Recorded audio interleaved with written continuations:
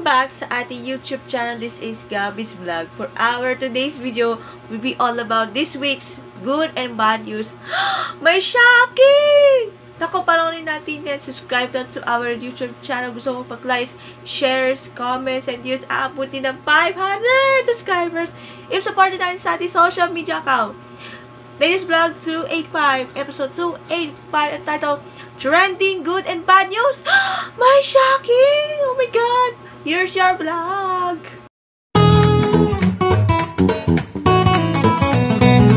Okay, simulan natin. Oh my God! Panoorin natin muna ang highlights.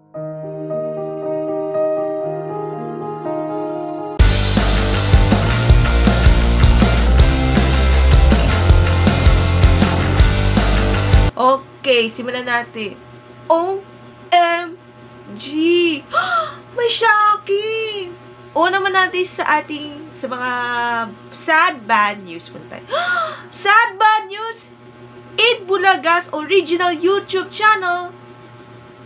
Private lang yan. And, deactivate pa! Bakit ano nangyari? Wala na naman yung full episode ng Eat Bulaga. Paano na? Pati memorable childhood. That Eat Bulaga's original YouTube channel ay private at deactivate last Thursday, October 3 ng gabi. Kasi, after na leaving Tape Incorporated last year about TBJ, Tito, Big, and Joey. O, diba?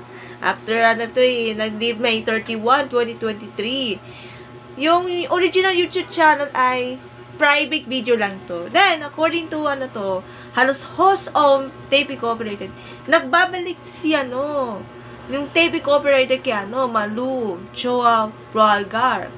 And, magkakaroon ba ng rumors ay may bagong variety show sa Tape Incorporated, either GMA or sa All TV. And, hopefully, para ibalik ang original YouTube channel ng Eat Bulaga, yung first account ng new time show ng Eat Bulaga sa TV5. Yan.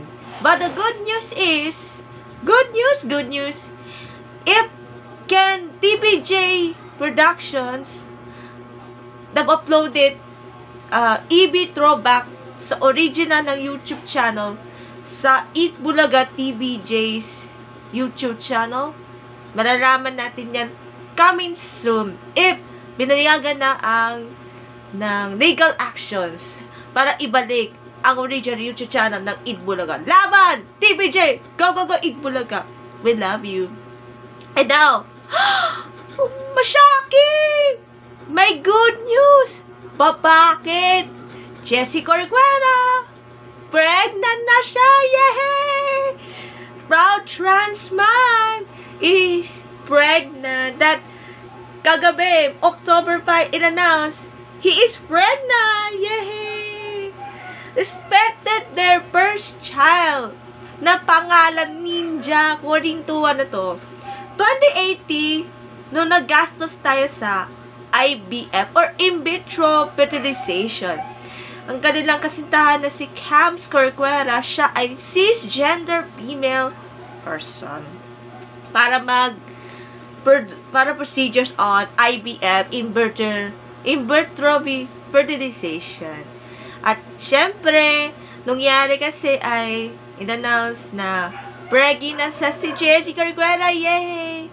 And of course, congratulations sa mga artists, social media influencers, and content creators na binabati kita na congrats, Jessie, proud of you, LGBTQA. But the bad news is, if Isigera, tugutin yung papapala ang IVF procedure with Lisa Dino. Yan ang bad news. Kung mabubuntis kaya si Isigera, malalaman natin yan. But for now, congratulations, Jessie Corcuera, heart, heart, heart. And thank you for joining us for our latest vlog for today. Hope to see you next vlog. Bye. God bless.